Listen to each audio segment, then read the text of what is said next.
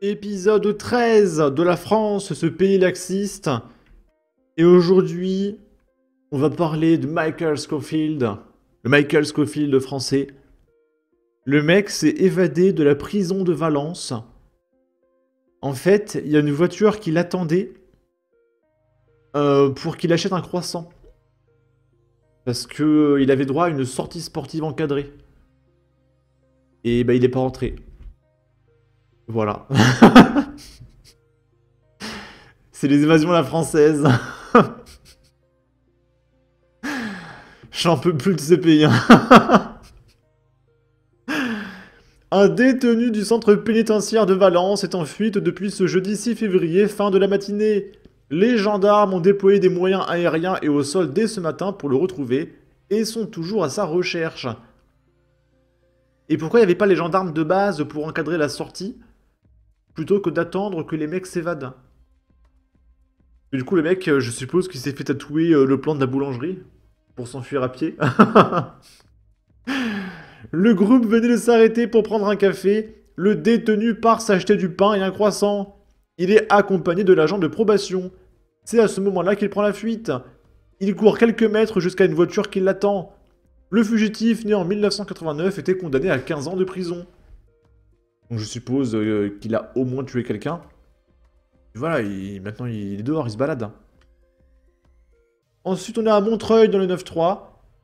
Il y a une dame qui a vu sa maison squattée pendant 2 ans par des migrants clandestins qui étaient aidés par des associations d'extrême gauche. Et elle a dû payer 80 000 euros de facture. Mais c'est pas grave, hein, au moins il y a les clandestins qui ont été nourris et logés aux frais de Caroline. Ça c'est cool.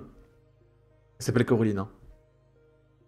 Réagissant à une affaire à Poitiers, dans laquelle des squatteurs ont laissé une facture d'eau de 17 000 euros au propriétaire privé de son logement depuis 1 an, Caroline a témoigné ce dimanche 27 avril sur CNews de ce qui lui est arrivé récemment. Je trouve ça vraiment hallucinant. Il m'est arrivé exactement la même chose, a-t-elle déploré. J'ai été victime de squat pendant plus de 2 ans par des personnes sans papier, venues chez moi par le biais d'associations d'extrême gauche. Ce n'était pas ma résidence principale, mais c'était néanmoins un bâtiment dont j'étais propriétaire et que je souhaitais vendre. J'ai payé toutes les factures pendant ce temps, a-t-elle expliqué. Une somme qui s'est élevée au total à 80 000 euros. Caroline a pu récupérer son bien. Évidemment, elle n'a pas été remboursée, hein, je vous le dis tout de suite. À l'époque, j'ai eu la chance d'être passé sur ces news. Je pense que mon affaire s'est réglée grâce à ça, puisque la préfecture est intervenue. Parce que ceux qui ne passent pas sur ces news, ils continuent de payer, hein, je vous le dis tout de suite.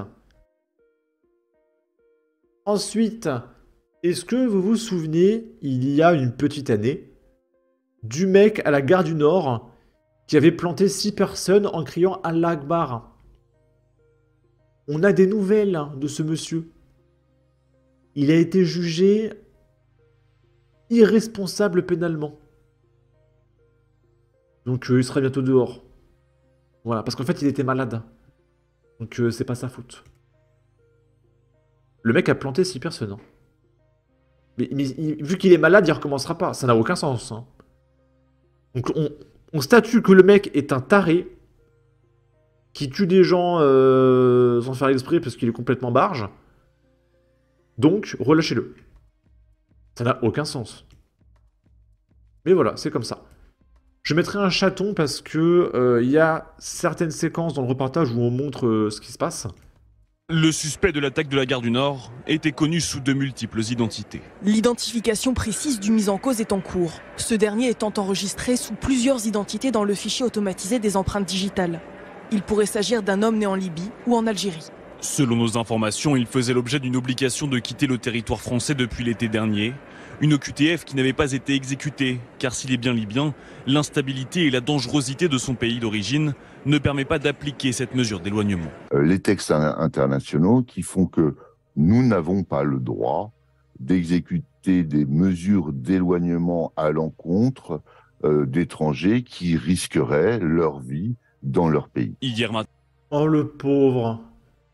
Ce terromime s'il risquerait de se faire tuer en Libye. Oh, c'est pas de bol, hein. Bah c'est pas grave, tu vas retourner en Libye en fait. Il fallait pas planter des gens. Moi, je m'en fous de ce qui va lui arriver en Libye.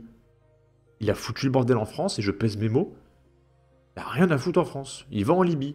J'en ai rien à foutre qu'il se fasse planter en Libye. Matin vers 6h45, l'individu en question agresse violemment un voyageur avec une arme blanche. Quelques personnes tentent d'intervenir. En vain, l'individu semble très déterminé. Il n'avait pas peur, au fait. Il arrive, c'est comme pour tuer tout le monde. Il donnait des coups à tout le monde. Là, ils ont montré la séquence. J'ai compté. Alors, rien que sur la séquence, il y a eu 13 plantages. 13 fois, il a planté le mec. Au fait, celui qui passe, il lui fait comme ça. Le suspect s'enfonce ensuite dans la gare du Nord et blesse d'autres voyageurs. Le bilan fait état de 6 blessés, dont un grave. L'arme utilisée par le mis en cause a été saisie. Il s'agit d'un crochet métallique dont la partie la plus longue se termine en pointe, entouré sur sa majeure partie d'une ficelle permettant une meilleure prise en main. Comme le montre cette image de vidéosurveillance, l'individu est ensuite neutralisé par au moins 3 coups de feu tirés par 2 policiers, dont un en civil qui rentrait chez lui. Parmi les blessés légers, un agent de la police aux frontières qui est intervenu lors de l'attaque. Le bilan aurait pu être bien plus lourd si on avait laissé cet individu pendant une dizaine de minutes errer dans la gare du Nord et s'en prendre aux passants. Les circonstances et les motivations de l'attaque restent floues. L'assaillant est actuellement hospitalisé dans un état grave. Et du coup, mise à jour, l'article est juste en bas. Et du coup, mise à jour, vu que le mec est complètement barge, eh bien on va le relâcher, voilà, tout simplement. Cette personne, dont un policier, avait été planté à la gare du Nord le 11 janvier 2023 au tout petit matin. Donc c'était il y a plutôt 2 ans, j'avais dit 1 an tout à l'heure. Mohamed Amin, de nationalité algérienne et sous le coup d'une OQTF, se trouve depuis en détention provisoire. 2 expertises psychiatriques payées par nos impôts, que RTL a pu consulter, concluent à l'abolition de son discernement au moment des faits, ce qui le rend à ce stade inaccessible à une sanction pénale. La chambre de l'instruction est saisie pour statuer sur la responsabilité pénale de l'homme de 34 ans. Donc impossible de le condamner. Au pire, il fait 6 mois de psychiatrie. Et il sera dehors. Je vous le dis tout de suite. Et on va terminer par cette affaire-là, voilà. Traiter un policier le sale français, ce n'est pas un outrage aggravé. Cela ne remet en cause ni la nationalité, ni la fonction, plaide l'avocat d'un migrant clandestin. Voilà, c'est sa défense. On a le droit de traiter les gens de sales français. Et d'ailleurs, je le dis sur YouTube, ça respecte les guidelines de YouTube. Je peux dire sale français. Il n'y a aucun problème. Par contre, quand je parle de certaines communautés, je dois parler de certaines communautés. Mais sale français, aucun problème. Alors là, ça plaît à YouTube, il n'y a pas de problème. Elle plaide pour une requalification des faits et insiste sur l'absence d'antécédents judiciaires de son client. Il n'a pas de casier, il peut prétendre à du sursis. Vous n'êtes pas l'antichambre de la préfecture. Mais le tribunal en décide autrement après délibération. La juridiction retient l'outrage aggravé et condamne le prévenu à 2 mois de prison ferme. Il n'y aura rien. Avec mandat de dépôt. Voilà, parce que le mec a traité un policier de sale français. Normalement, c'est... allez, 2 ans de tôle, je suis désolé. Et quand tu insultes un policier, tu t'en prends directement à la loi. Donc c'est extrêmement dangereux.